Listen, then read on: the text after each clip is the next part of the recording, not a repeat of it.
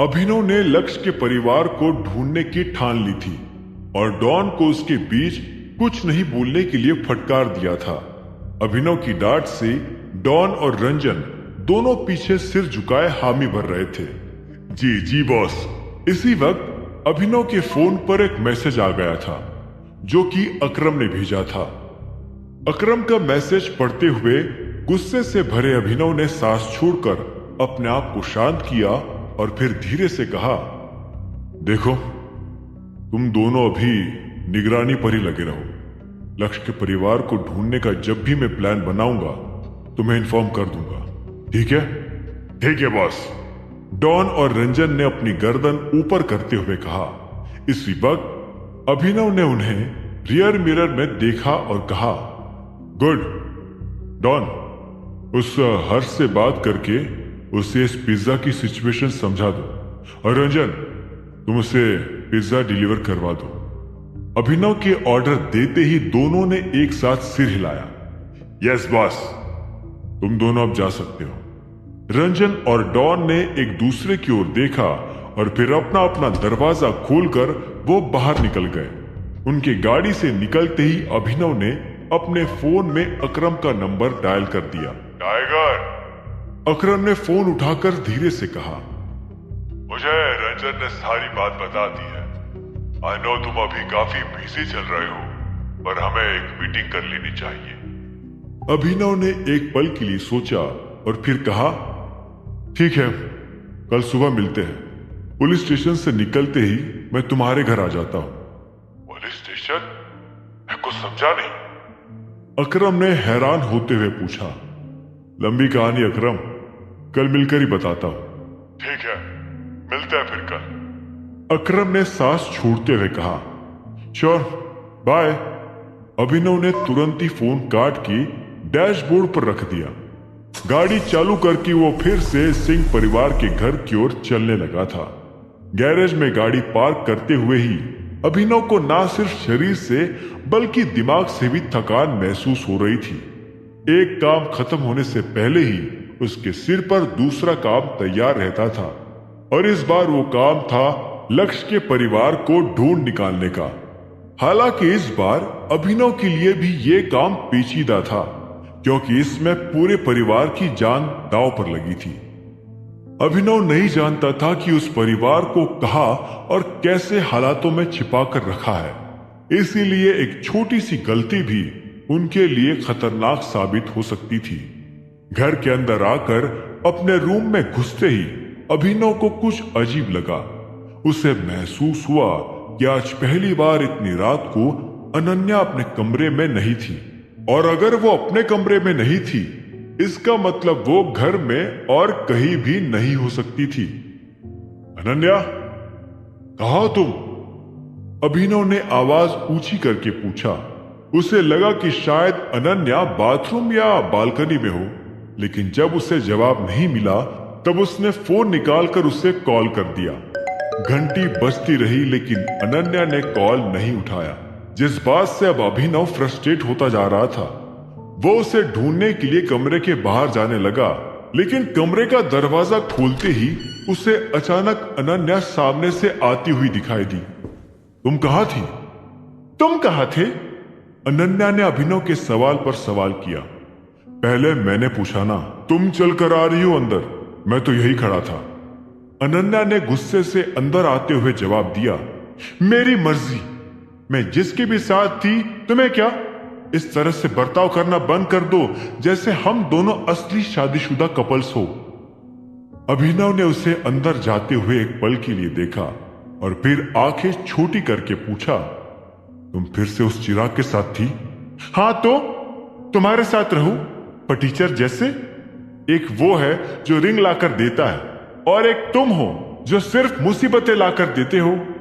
अनन्या ने खींचते हुए कहा। अभिनव समझ चुका था कि अनन्या के साथ फिर से मिलकर चिराग कुछ नई प्लानिंग कर रहा था, इसलिए अब वक्त था उसे भी जवाब देने का। सनी की अकल अभिनव ठिकाने लगा चुका था और अब बारी चिराग की थी। वो जल्द से जल्द देवेन की फाइल बंद करके चिराग की खोलना चाहता था। दूसरी ओर घबराए हुए देवेन ने भी दारू की बोतल खोल ली थी वो नशे में डूबकर अपनी तेज चल रही सांसों को काबू करना चाह रहा था, लेकिन जैसे ही वो बोतल को अपने मुंह के पास लाता, उसे फिर से आज जो कुछ भी हुआ उसका ख्याल आने लगता। उसे अभी भी विश्वास नहीं हो रहा था कि उसके इस कारनामे के बारे में टाइगर को पता चल चुका था। उसे लग रहा था कि अरबाज काफी पहुंचा हुआ आदमी था और वो ऐसा कुछ होने नहीं देगा। हालांकि अब देवेन को समझ आ गया था कि टाइगर से खतरनाक आदमी पूरे देश में कोई नहीं था। दारू को पीने के एक और नाकाम कोशिश के बाद देवेन ने बोतल साइड रखकर उस बैग की ओर देखा जो उसे रंजन देकर गया था। देवेन ने उसमें सारे पैसे गिन लिए थे, जिससे उसे पता चला कि असली नोट सिर्फ 35 करोड़ रुपए के ही थे और बाकी सारा पैसा पूरी तरह से नकली था। 35 करोड़ रुपए अपने आप में कोई छोटी रकम नहीं थी, लेकिन देवेन उससे ज्यादा लगभग 100 करोड़ के ख्वाब लिए बैठा था। सिर्फ 35 करोड़ रुपए देवेन की जरूरतें पूरी कर देते, लेकिन उसके मन को शांत नहीं, और इसी अशांति से उसे फिलहाल काफी गुस्सा भी आ रहा था। गुस्से में ही उसने एक बार और दारू की बोतल उठाई और एक घूंट में ही खाली करके उसे दीवार पर फेंक कर फोड़ दिया। बोतल की दीवार से टकराते ही हजारों टुकड़े हो गए। उन टुकड़ों को देखकर देवेन को एक पल के लिए तसल्ली जरूर मिली थी, लेकिन फिर उसका फोन बजने लगा। देवेन ये सोचकर एक पल के लिए घबरा गया कि कहीं ये फोन टाइगर का तो नहीं था, लेकिन वो असल में वैभवी का था। अरे यार, हट! देवेन वैभवी का नाम देखकर और चिढ़ने लगा था। भले ही उसने उसके साथ शादी करने का सोचा था और आज रात वो उसे बाहर भी ले जाने वाला था, लेकिन फिलहाल उसका दिमाग कुछ भी जवाब या बहाना देने की परिस्थिति में नहीं था। उसने गुस्से से वैभवी का फोन काटकर सोफे पर पटक दिया, लेकिन कुछ सेकंड्स में ही वो फिर से बजने लगा। नहीं यार, कम ऑन! देवेन फिर से वैभवी का नाम देखकर चीख पड़ा। वो अपना फोन गुस्से से तोड़ देना चाहता था ताकि कोई और उसे डिस्टर्ब ना करे। हालांकि फिर उसे ख्याल आया कि वैभवी का फोन ना उठाने पर वो उसके घर पर भी आ सकती थी। एक पल स्क्रीन को देखते हुए देवेन ने अपने आप को कंट्रोल किया और फिर गहरी सांस लेकर उसे उठा लिया। हाँ वैभवी। देवेन, कहाँ हो यार तुम? फोन क्यों नहीं उठा रहे हो? वैभवी की आवाज में नाराजगी झलक रही थी। वो एक्चुअली शॉवर ले रहा था, मैं बाहर आकर तुम्हें कॉल करने ही वाला था। देवेन ने अपना सिर मसलते हुए कहा। ओह, मैं कब से वेट कर रही हूँ तुम्हारे कॉल का। आज तुम मुझे सरप्राइज देने वाले हो, याद है ना? प्लीज अभी बता दो ना, आई कांट वेट। वैभवी की एक्साइटमेंट पर देवेन ने सांस छोड़ी और बोला, वो मैं तुम्हें तुम्हारे घर पर आकर ही बताऊंगा। क्या तुम मेरे घर पर आ रहे हो? वैभवी थोड़ी हैरान हो गई, लेकिन वो खुश भी थी। हाँ, मैं आ रहा हूं। कुछ चीजें हैं, उन्हें सेटल करके आज रात तुम्हारे घर ही रुकूंगा। ठीक है, फिर जल्दी से आ जाओ। वैभवी ने मन ही मन खुश होते हुए कहा। देवेन जैसे आदमी को अपना बॉयफ्रेंड बना पाने पर उसे बहुत गर्व था और वो किसी भी हालत में उसे छोड़ना नहीं चाहती थी। अब जब देवेन उसके घर आकर उसके साथ रात बिताने को भी तैयार था, तो वो समझ गई थी कि देवेन भी उसमें काफी इंटरेस्टेड था। जहां वैभवी ये सब सोचकर अपने ख्वाबों के बादलों में चल रही थी, वही देवेन अपना सिर पीटकर दो धारी तलवार पर लड़खड़ा रहा था। ठीक है, अभी मेरी ऑनलाइन मीटिंग है, मैं ये खत्म करके आता हूं, बाय। देवेन ने बहाना बनाया और तुरंत ही फोन टेबल पर पटक दिया। वो फिर से अपने पैसों को इकट्ठा करने के लिए उस बैग के करीब गया। सभी असली नोटों को बैग से बाहर निकालने के बाद ही देवेन ने अचानक देखा कि नीचे रखे नकली नोटों के बंडल के बीच एक लिफाफा भी छिपा हुआ था। देवेन उस लिफाफे को देखकर चौंक गया। उसने धीरे से उसे बाहर निकाला और फिर खोलकर उसमें से एक चिट्ठी भी निकाली। तुमने 100 करोड़ में कंपनी बेची है ना देवेन कुमार, इसलिए मैंने तुम्हें तुम्हारे शेयर्स के पैसे दे दिए, यानी कि 30 करोड़। वैसे बाकी के शेयर्स 30% ही थे, पर तुम पर दया खाकर मैंने 5 करोड़ और दे दिए। मौज करो, आज की रात नींद ले लो आराम से, वो भी बिना अलार्म लगाए, क्योंकि कल सुबह वैसे भी पुलिस जगाने आ ही जाएगी। तुम्हारा प्रिय टाइगर। उस चिट्ठी को पढ़ते हुए देवेन के हाथ कांपने लगे थे। भले ही टाइगर ने उसे उसके हक के पैसे दे दिए थे, लेकिन देवेन को यह भी पता था कि पूरे 30% शेयर्स उसके नहीं थे। उन शेयर्स में 20% हिस्सा चिराग का भी था। देवेन ने पहले चिराग को भी उसके पैसे देने का सोचा था, लेकिन बैग में सिर्फ 35 करोड़ रुपए देखकर वो सारी उम्मीदें खो बैठा था। उसे ये डर था कि अब चिराग उसके पीछे ना पड़ जाए, और उससे भी ज्यादा डर फिलहाल उसे चिट्ठी में लिखी पुलिस वाली बात से था।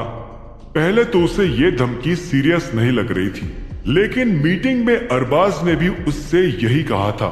इनफैक्ट सिर्फ अरबाज ही नहीं, बल्कि देवेन ने यह धमकी किसी और से भी सुनी थी, और वो टाइगर नहीं था। कुछ सेकंड्स तक अपना सिर पकड़कर सोचने के बाद ही देवेन को एहसास हुआ कि पुलिस के नाम से उसे और किसने धमकाया था, और यह जानकर वो दंग भी रह गया था। वो और कोई नहीं बल्कि अभिनव ही था।